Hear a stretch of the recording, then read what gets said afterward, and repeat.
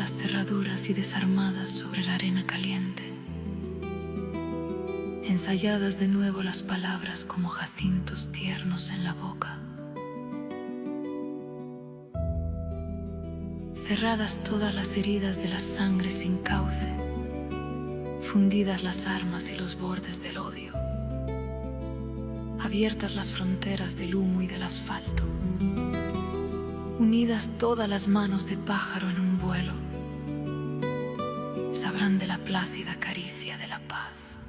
One day men, with all locks unlocked and weapons disarmed on the hot sand, with words rehearsed anew like tender hyacinths on the lips, with all wounds of unbound blood closed, with weapons and the edges of hatred melted away, with the borders of smoke and asphalt opened, with all bird-like hands joined in flight, we'll know the placid caress of peace.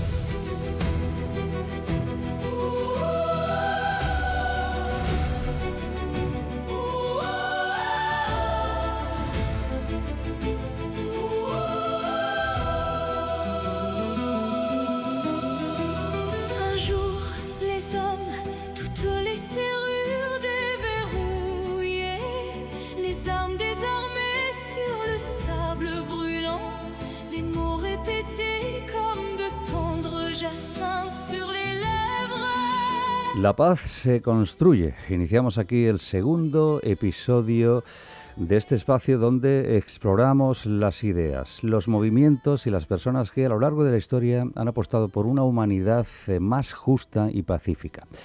Y contamos nuevamente con un invitado muy especial, José Tubilla Rayo. Escritor, pedagogo, investigador y, como muchos de ustedes saben, un referente ineludible en la educación para la paz en España. Querido José, bienvenido. Muchísimas gracias, Antonio. ¿Cómo estás? Bien, bien. Es un placer estar nuevamente aquí y es un honor poder hablar hoy de un tema apasionante para la historia de la educación, para la paz en España. En este segundo capítulo nos ocupamos de los cimientos de la paz en España. Abordaremos el contenido de tu artículo, que lleva por título Masonería, Pacifismo e Institución Libre de Enseñanza, publicado en el número 43, si no me falla la memoria, del ECO de Alhama. Es así, ¿no? El número 43. Sí, el número 43. José, ¿qué te llevó a abordar este tema? Bueno, pues precisamente la necesidad de rescatar del olvido algunas contribuciones fundamentales que han sido en ocasiones ignoradas y minusvaloradas, ¿no? Es verdad que la masonería tiene luces y sombras y yo voy a tratar solo una luz, que es la influencia en el pacifismo y en la institución libre de enseñanza, ¿no? Uh-huh. Y sobre todo por protagonistas también de mujeres que en la defensa de la paz y los derechos humanos reivindicaron el papel de la igualdad de las mujeres en igualdad con los hombres, ¿no? Que son, bueno, pues son páginas de nuestra historia pedagógica que merecen ser leídas de nuevo a los ojos de hoy, ¿no? Uh-huh, correcto. Antes de entrar en los grandes protagonistas de este episodio, situamos brevemente cuál es la aportación esencial de la masonería al ideario pacifista en España. Bien, he dicho que voy a hablar solo de las luces, ¿no? Sí. No voy a hablar de las sombras. La masonería nace en este sentido con dos ideas de fundación, ¿no? Una es la tolerancia y otra la fraternidad. Si pensamos un poquito en cómo podemos construir la paz, sin duda que la tolerancia y la fraternidad son dos elementos indispensables para la construcción de la paz. La masonería española de finales del siglo XIX y principios del XX, pues fue explícitamente en su vocación antibelicista. En el boletín oficial del Gran Oriente Español de agosto de 1889, si no recuerdo mal, pues podía leerse que la masonería era una institución de paz, de propaganda pacífica, de justicia y de fraternidad, y que combatía abiertamente la guerra. Uh-huh. Por tanto, los masones españoles se pronunciaron ante las guerras carlistas, ante la guerra de Cuba, y en Europa ante la guerra franco-prusiana. Y en el plano internacional pues tuvieron una importancia porque de algún modo favorecieron la creación de la Sociedad de Naciones, la Cruz Roja y muy especialmente la celebración de la primera conferencia de paz de 1899 que inauguró una nueva etapa con el arbitraje internacional para terminar con las guerras, ¿no? Era un pacifismo condicional o democrático, es decir, que no era un pacifismo absoluto, claro, como hablamos en el primer programa, que se oponía radicalmente a la guerra, sino que era condicional, puesto que no rechazaba el uso de la fuerza para defender la libertad y los derechos de los derechos humanos, pero sí exigía las instituciones de arbitraje y democratización de los estados. Y si hacemos un repaso de los premios Nobel, pues nos encontramos que en la primera mitad del siglo XX hay 10 premios Nobel de la Paz que tuvieron relaciones con la masonería. Ajá. Y José, esa corriente de pensamiento, ¿cómo conecta con lo que vamos a abordar a continuación sobre la educación? Bueno, de manera directa y fecunda. Vamos a ver, son muchos los principios y valores que están fomentados por la masonería y los que están en la base de la renovación educativa española. Entre ellos, pues se apoyaron proyectos emblemáticos como la Institución Libre de Enseñanza, que hizo de la coeducación, el laicismo y los valores democráticos los ejes de una enseñanza en libertad y para la libertad. Ajá. Entraríamos ahora, si me permites, en el bloque que, en mi modesta opinión, es el más fascinante, a mí me lo parece, y también el más desconocido, tal vez, de este ciclo y de este episodio. El papel de la mujer, tú antes avanzabas, ¿no? El papel de la mujer masona en la construcción de la paz. Cuéntanos un poco. Bueno, sí, tienes razón. Es un capítulo emocionante y en gran medida recuperado gracias a la perspectiva de género en la investigación histórica. Las mujeres pertenecientes a la llamada masonería de adopción, es decir, que las mujeres no tenían una plena entrada a la masonería como eran los hombres, sino que se llama masonería de adopción, pues jugaron un papel importante en la defensa de los valores pacifistas, como en la construcción de un feminismo que luchaba precisamente por la igualdad de derechos. Su toma de conciencia se fue fraguando durante el siglo XIX en un contexto social que la invisibilizaba en todo lo que no fuera el ámbito doméstico. Ajá. ¿Y quiénes fueron las pioneras de ese movimiento? Bueno, en España hay muchísimas figuras relevantes, ¿no?, que ocuparían otro espacio en este programa, pero yo diría, por ejemplo, Ángeles López de Ayala, que en 1889 funda la Sociedad Autónoma de Mujeres, junto a Amalia Domingo Soler y Teresa Claramunt, que después esta sociedad se convertiría en la Sociedad Progresiva Femenina. Belén de Sárraga, que articuló el movimiento feminista en torno a un periódico que se llamaba La Conciencia Libre, la hermana Amalia y Ana Carbia Bernal, que en 1897 fueron fundadoras en Valencia de la Asociación General Femenina. Y un hecho extraordinario, en 1896 5 mujeres, entre ellas Belén de Sárraga y Ana Carbia, pues fueron encarceladas en Valencia precisamente por posicionarse claramente y públicamente en contra de la guerra de Cuba. Les llamaron los periódicos de entonces las defensoras de la paz, y es una imagen que ilustra claramente pues el coraje que tenían estas mujeres en defensa no solo de sus derechos, sino en defensa también de una sociedad más libre, más democrática y más pacífica. Y en ese contexto emerge la enorme figura de Carmen de Burgos, es decir, la gran almeriense. ¿Nos la puedes presentar con la dimensión que merece Carmen de Burgos? Bueno, se ha escrito mucho sobre Carmen de Burgos. Yo simplemente la voy a presentar someramente. Carmen de Burgos y Seguí, conocida por la Colombine, es quizá un ejemplo completo de una mujer cuya vida profesional y pública superó con creces las de otras figuras femeninas, ¿no? Porque fue docente, fue pedagoga, fue escritora, fue periodista, corresponsal de guerra, viajera, conferenciante, era una agitadora cultural, una republicana y defensora de los derechos humanos, feminista y pacifista. Fue además la primera mujer española que escribió de forma directa sobre un conflicto bélico, es decir, la guerra de Marruecos en 1909, sí, muy brevemente, y durante los 4 años también que duró la Primera Guerra Mundial, 1917-1919, pues se convirtió la guerra en el tema central tanto de su labor literaria como de su labor periodística. ¿Qué tipo de escritura produjo Carmen de Burgos sobre la guerra? Bueno, su escritura es profundamente comprometida y es visual. Al contrario de otros reporteros de guerra, en la que de alguna manera se posicionaban al lado de una parte beligerante, sí, o describían al ejército y las campañas militares, Carmen de Burgos se dedicaba a informar sobre el terror de la población ante el ruido de las sirenas, la desolación de las calles, la llegada de los heridos, cómo llegaban los heridos a los hospitales, el abandono de los hogares, y publicó decenas de artículos, entonces en el periódico Heraldo de Madrid, y 4 novelas cortas en este periodo de la Primera Guerra Mundial, 1917-1919. Por ejemplo, El Permisionario, Pasiones, El Desconocido y El fin de la guerra.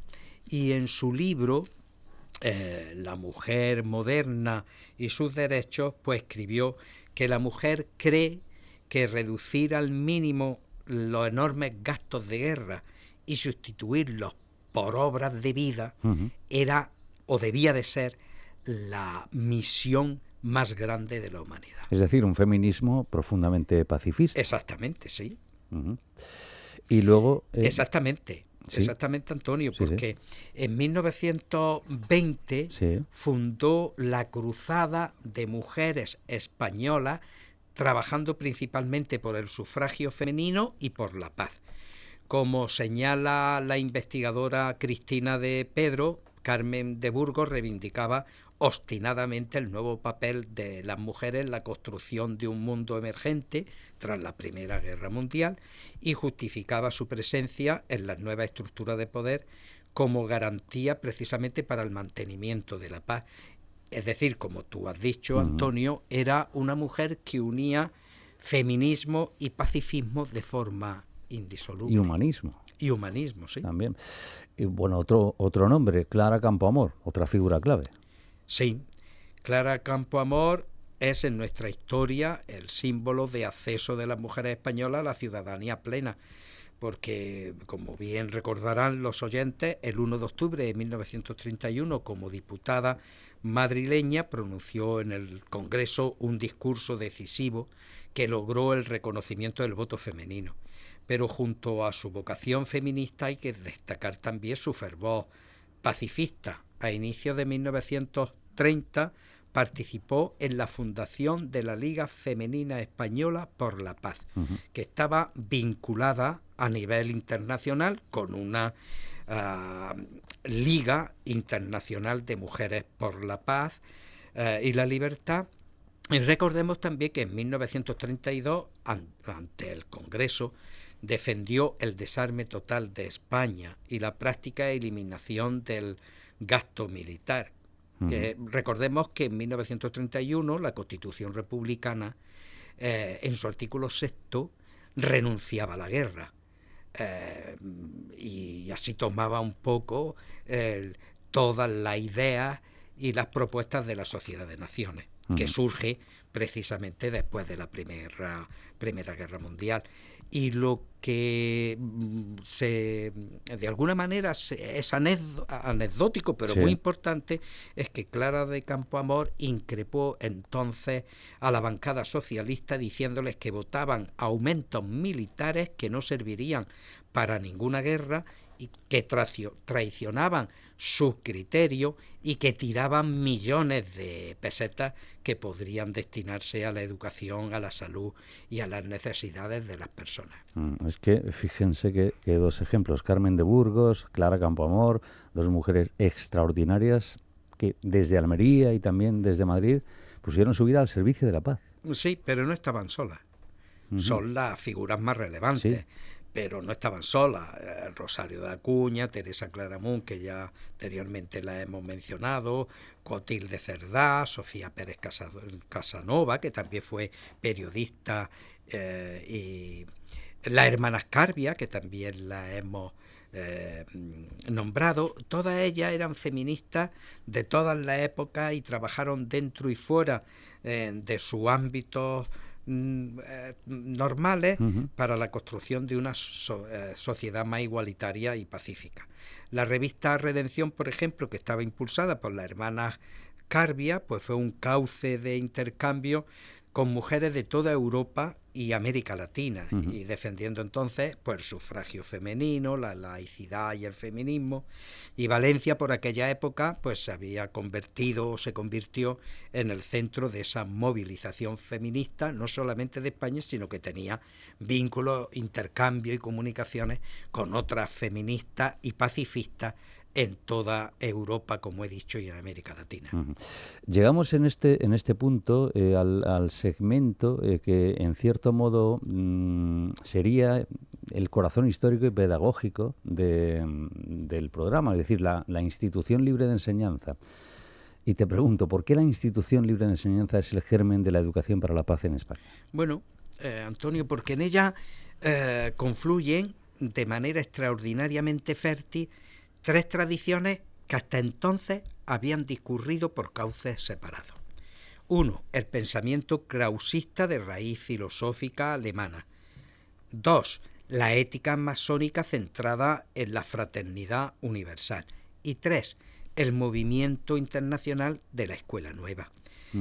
Y cuando estas tres corrientes pues se encuentran en la institucionista, en la institución libre de enseñanza, pues se produce algo genuinamente nuevo en la pedagogía española, que es la concepción de una ciudadanía orientada a formar a ciudadanos capaces de construir la paz y no solamente hablar de ella o de aspirar a conseguirla. Explícanos, José, esa raíz filosófica. También nos paramos aquí un momentito. ¿Quién es Kraus y por qué importa tanto? A ver, importa porque influyó en la institución libre de enseñanza. Klaus Christian Friedrich Kraus pues fue un filósofo alemán que vivió entre 1781 y 1832 y que desarrolló la filosofía del ser humano como miembro solidario de la humanidad. Su obra más conocida, El ideal de la humanidad para la vida, que fue traducida y comentada en Madrid por un institucionista en 1860, Julián Sanz del Río, que la introdujo, fue su traductor y la introdujo en España. Pues en esta obra, El ideal de la humanidad para la vida, Kraus postula que la educación debe formar a hombres y mujeres como seres buenos y útiles, como miembros de la humanidad en su conjunto y no solamente como súbditos de un Estado o fieles de una iglesia. Y esto era una idea totalmente revolucionaria, donde el Estado, pensemos que era monarquía absoluta y la Iglesia católica tenía una influencia importantísima. Claro. Por tanto, esta idea filosófica y ética de Kraus pues es en esencia, es decir, la fraternidad, el construir una sociedad más humana, justa y pacífica, es prácticamente la clave y la base fundamental de la pedagogía de la institución libre de enseñanza. Pero en aquel momento, como tú nos has dicho, era romper esquemas. Claro. Era salirse del esquema marcado, ¿no? Sí. Oficial. ¿Y cómo llega esa idea a la práctica educativa concreta? Bueno, pues ya más o menos lo he apuntado. Llega a través de una red extraordinaria de intelectuales que estaba formada en torno a Sanz del Río, y en ese círculo encontramos a figuras como Galdós, Castelar, Azcárate, Francisco Giner de los Ríos, que será, digamos, el alma de la Institución Libre de Enseñanza, y a Nicolás Salmerón, a nuestro almeriense. La Institución Libre de Enseñanza se inaugura en 1876, pues estaba presidida, su primer presidente fue Laureano Figuerola, con un proyecto pedagógico que era, como has dicho, radicalmente innovador para la época. Coeducación, enseñanza con niños y niñas juntos, que se adelantaba a muchos países europeos. Método intuitivo inspirado en dos pedagogos de la época, Pestalozzi y Freuber. Conexión permanente entre la escuela y la vida.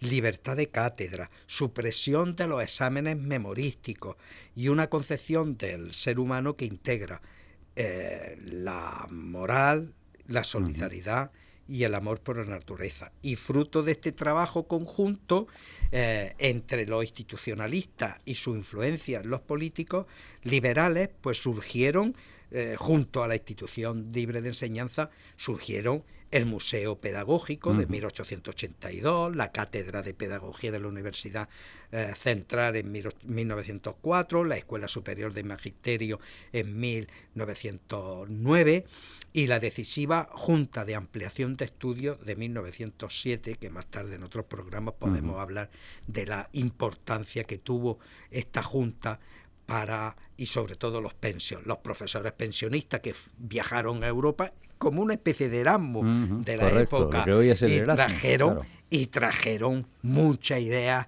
innovadoras y prácticas educativas de Europa a una España, bueno, una España que estaba subdesarrollada, ¿no? Y José, dentro de ese punto, de ese panorama, de ese contexto, ¿cuál es el papel específico de Nicolás Salmerón? Y aquí te pido detalle porque bueno, como nuestros oyentes seguramente conocen, es un hombre muy querido en Almería, especialmente en Alhama de Almería. Pues con toda la razón del mundo, Antonio, porque mira, Nicolás Salmerón y Alonso, que como has dicho, nació en 1837 en Alhama de Almería y fue una de las figuras más íntegras y luminosas del siglo XIX español.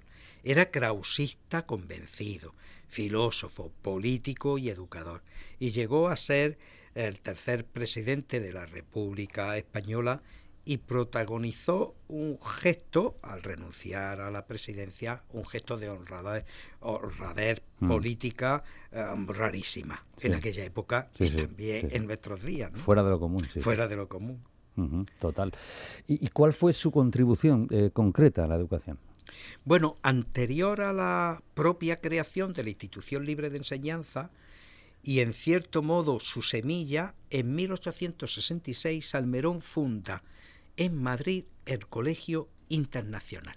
Era un colegio privado, laico, que puede considerarse como el primer ensayo de lo que sería más tarde la Institución Libre de Enseñanza. El propio Francisco Giner de los Ríos reconoció explícitamente que una gran parte del profesorado de la Institución Libre de Enseñanza o bien había sido profesor del Colegio Internacional de Salmerón o se había formado en él. Y como decía Francisco Giner de los Ríos, tomó la institución muchas cosas de ese Colegio Internacional de Salmerón.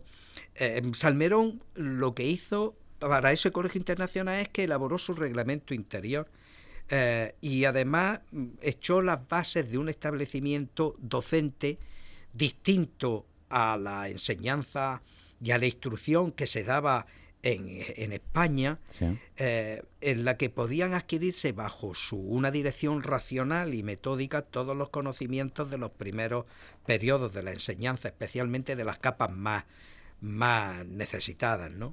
Las más humildes. Más humildes, exactamente. Y era el ambiente, como digo, al contrario de la enseñanza tradicional española, pero un ambiente cordial y familiar muy distinto a esa instrucción rígida y memorística de la época. ¿Y cuál era la filosofía pedagógica de Salmerón y la conexión con la paz? Bueno, vamos a ver. Es que Salmerón, lo he dicho, era krausista convencido. Y como buen krausista, la educación era el instrumento más eficaz para hacer avanzar a la humanidad y por por consiguiente a las naciones avanzar en su progreso, y por tanto la filosofía política de Salmerón buscaba explícitamente eso. En sus propias palabras de 1874 pues decía que la educación era la garantía sólida para la paz y el progreso del Estado a través, como he dicho antes, de unos conocimientos ofrecidos a las clases populares. Era en definitiva una concepción de la educación como herramienta para la paz social y ciudadana.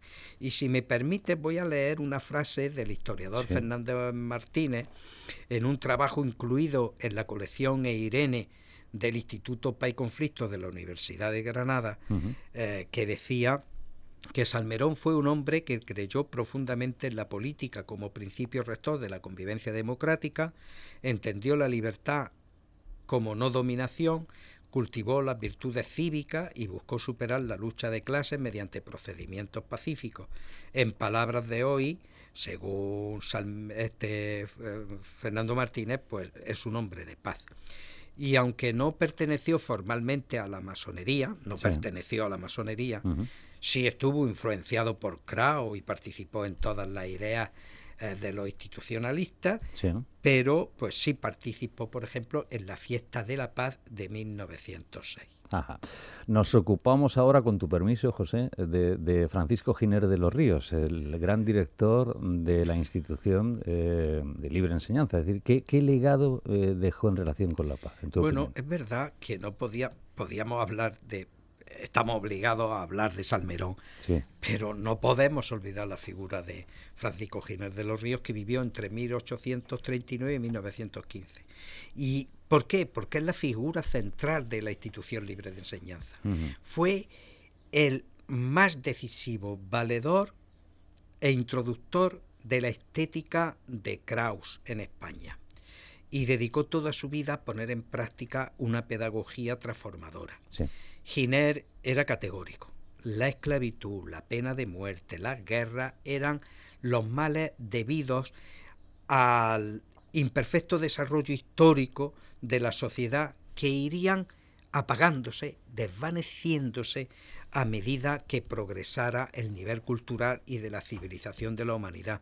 Por tanto, ahí está formulada con toda claridad su idea de la educación como instrumento para la paz, puesto que abogaba por una escuela activa, neutra, no dogmática, basada en el método científico y en la educación integral, ¿no? Y en su defensa de la tolerancia escribió algo importante, y él decía que la educación, la primera educación religiosa, debía de darse en la tolerancia positiva de todas las creencias y todas las religiones. Y Antonio Machado, que fue alumno suyo, el poeta, gran poeta, el gran poeta Antonio Machado, que fue su alumno, cuando murió en 1915, le dedicó un poema que aparece en su libro Campos de Castilla, y sus versos en ese poema termina con: soñaba un nuevo florecer de España. Y esa precisamente era la esencia de Giner de los Ríos, ¿no? Pues que era la transformación de España a través de la educación, como habían pensado muchísimos regeneracionistas, precisamente tras la pérdida de las colonias en España, ¿no? Ajá. Hay un instrumento fundamental dentro de la institución libre de libre enseñanza, es el boletín. ¿En qué sentido es esa herramienta clave? Pues es una herramienta clave por lo siguiente. El boletín, más conocido por Vile, boletín de la institución libre de la enseñanza, apareció un año más tarde de la creación de la institución, y su primer director fue Giner de los Ríos.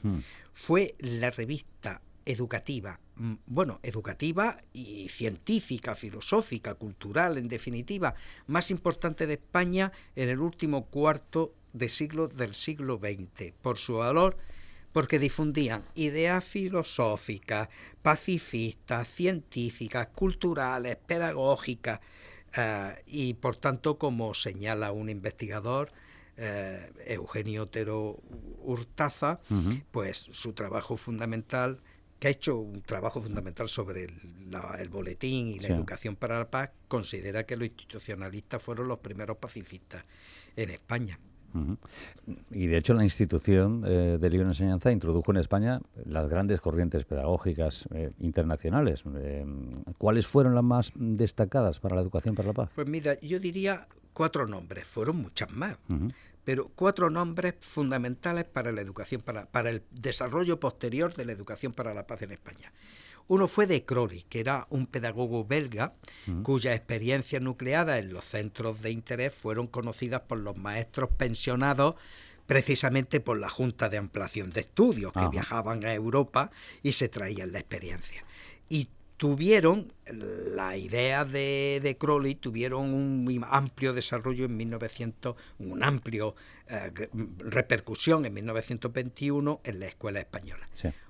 Otro pedagogo importante norteamericano fue Dewey, cuyas ideas democratizadoras de la escuela comenzaron a traducirse sistemáticamente desde 1915 gracias a otros pedagogos de la paz, como eran Domingo Barnés y Lorenzo Luzuriaga, que estaban vinculados precisamente a la institución libre de enseñanza. Dewey pues defendía en su libro Democracia y Educación que la nueva educación debía de poner el énfasis en lo que une a las personas, en la cooperación, en los resultados cooperativos, más que en enseñar los horrores de la guerra. Pensemos que entonces los libros escolares lo que difundían eran las batallas, las guerras y sobre todo las victorias de los países, ¿no? Eso te iba a decir, victoria. Claro.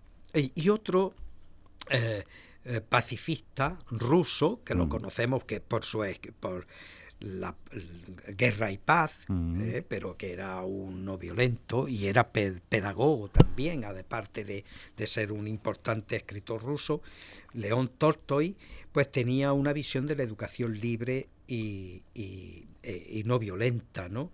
Y vino también, se tradujeron su obra y se hacía, digamos, reseñas de sus trabajos precisamente en el boletín de la institución. Y algo muy importante es María Montessori. María Montessori, una italiana que en España tuvo una relación muy importante. En 1917 fue invitada por el gobierno español para inaugurar un centro, una institución científica investigadora en Barcelona, y cuando estalla el fascismo en Italia, ella en 1933 denunció que las escuelas se estaban utilizando para dogmatizar con sus moldes brutales a los niños italianos. Tuvo que exiliarse, regresó a Barcelona. Y algo muy importante es que en 1932 había publicado un libro que tuvo una gran repercusión posterior en la educación para la paz en España, como fue su libro titulado La paz y la educación, y que lo hizo a través de la Oficina Internacional de Educación, donde estaba un importante pedagogo también que influyó mucho, que era Pérez Rosselló. Ella formuló algo que sigue siendo absolutamente moderno, ¿no? Actual. Que sigue vigente. Que sigue vigente, exactamente, que es que de la paz depende la vida misma de los pueblos y tal vez el progreso o la extinción de nuestra civilización. Y José, ¿cuál sería en tu opinión y en síntesis el legado de todo ese proceso para lo que entendemos hoy como educación para la paz? Bueno, es algo que voy a ir repetir a lo largo de toda la serie de programas. Sí. Uno, primero, la convicción de que la paz no se impone desde arriba, sino que se construye desde abajo, desde dentro de las personas, y por tanto necesitamos la educación para ello. Segundo, la idea de que la escuela debe de ser un espacio de fraternidad activa, de coeducación, de laicismo, de método científico. Y tercero, la creencia en la capacidad de transformadora del ser humano. La guerra no es un destino, sino que puede cambiarse mediante la educación. Y son, en definitiva, pues la idea fuerza que inspiraron la educación para la paz en España y que encontramos en pedagogos como Pérez Rosselló, Rafael Altamira, Lorenzo Luzoriaga, Domingo Barnet o Rodolfo Llopi, entre otros. Ajá. Antes de casi llegar al broche de este segundo episodio, me gustaría compartir con nuestros oyentes, nuestros televidentes también, una guía de lectura sobre estos temas. Vienes muy bien acompañado, ¿no? Bueno, semana. vengo mínimamente acompañado, Antonio, porque, a ver, es algo que el público en general no conoce, pero existe una amplia bibliografía, tanto de libros como de artículos académicos, sobre los fundamentos de la educación para la paz en España y en el mundo. Sí. Últimamente hay muchísimos institutos de investigación en todo el mundo que trabajan precisamente para favorecer la construcción de la paz. Bueno, los oyentes o videntes o como queramos llamarle, pueden ampliar este programa con el artículo que tú has referido antes, que se encuentra en el número 43 del Eco de Alarma, que además lo pueden solicitar por si quieren leerlo en papel, o también pueden entrar en la página web del Eco de Alarma en internet, donde están todos los números de esta revista tan importante nuestra de Almería. Otro libro importante sobre el pacifismo es Masonería y Pacifismo, publicado en 1991 en la Universidad de Zaragoza por Ferrer Benimeli y de Paz Sánchez. Bueno, otra, por ejemplo, nos encontramos este libro, Feministas por la Paz, de Sandra Blanco, Lisa y Carmen Magallón Portolés, que es la Liga Internacional de Mujeres por la Paz y la Libertad de América Latina y España, que la hemos referido en este programa. Y quien quiera conocer un poco la historia del pacifismo en España, desde 1808 hasta la guerra de Estados Unidos con Irak y el no a la guerra de España, pues este libro, El pacifismo en España, que tiene ese título, El pacifismo en España desde 1908 hasta el no a la guerra de Irak, del editor Francisco Leira Castiñeira, donde participan en cada uno de sus artículos muchísimos investigadores y abordan las cuestiones, muchísimas cuestiones de este pacifismo en España, como digo, de 1808 hasta la guerra. Yo lo utilizo, además de otra bibliografía, lo utilizo mucho porque te da una visión muy general de del movimiento pacifista español. Perfecto. ¿Y sobre las feministas pacifistas? Bueno, ya lo he dicho, Feministas por la Paz, y también pueden hacerse de dos obras, una de Carmen de Burgos, La mujer moderna y sus derechos, que la he mencionado, que hay una edición de 2007, que es la que yo manejo, que es la edición de Pilar Ballarí, y la Secretaría General Técnica del Ministerio de Educación y la editorial Biblioteca Nueva. Y otra, la de Clara Campoamor, La lucha política por los derechos de las mujeres, de 2000. Es una edición de González Sanz, de 2019, que está publicada en Barcelona. Y una pregunta más sobre la Institución Libre de Enseñanza y Nicolás Salmerón. Bueno, pueden entrar en la página web de la Fundación Francisco Giner de los Ríos y ahí pues pueden encontrar el boletín número 99 de 2015, precisamente donde del artículo que he hablado sobre la relación entre la educación para la paz y el boletín. También pueden encontrarlo en la Biblioteca Nacional, en la hemeroteca virtual, que no pueden encontrar los boletines de la Institución Libre de Enseñanza. Y sobre Nicolás Salmerón se ha escrito muchísimo.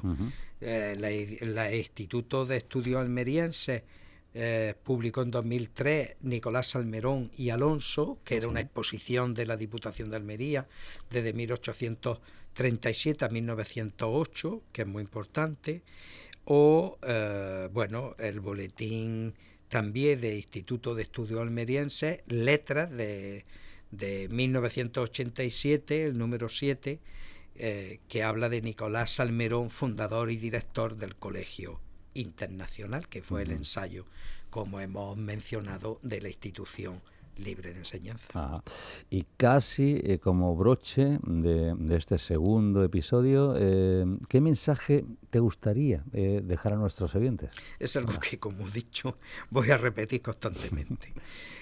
1. La paz no es una utopía vacía, es un proyecto que se construye día a día con educación, con memoria y con valentía.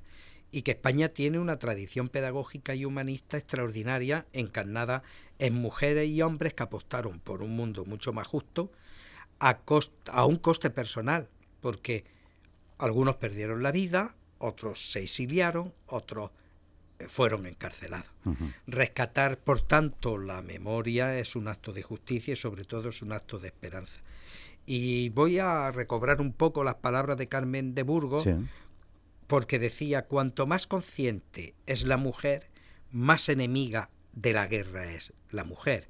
Y yo diría y añadiría: cuanto más educados, más comprometidos y más conscientes somos las personas, hombres y mujeres, de la guerra, más enemigos seremos de ella y más comprometidos estaremos con la cultura de paz. Total. Ni una coma que añadir.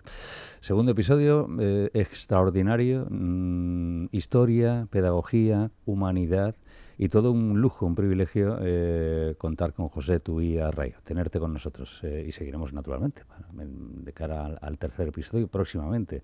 Cuando tú quieras, Antonio. La paz se construye, déjame que recuerde que en el universo web maravilloso de José Tubilla Rayo encontramos ya esta serie a través de Candil con todos y cada uno de los capítulos, los que están por venir también, y ya pues con este segundo ya totalmente emitido y confirmado. Ondas del Saber, dentro de josetubillarayo.net.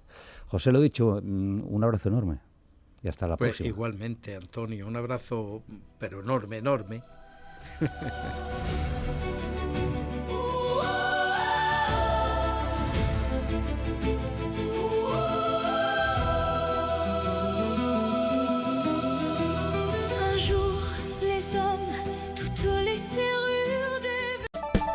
Oh,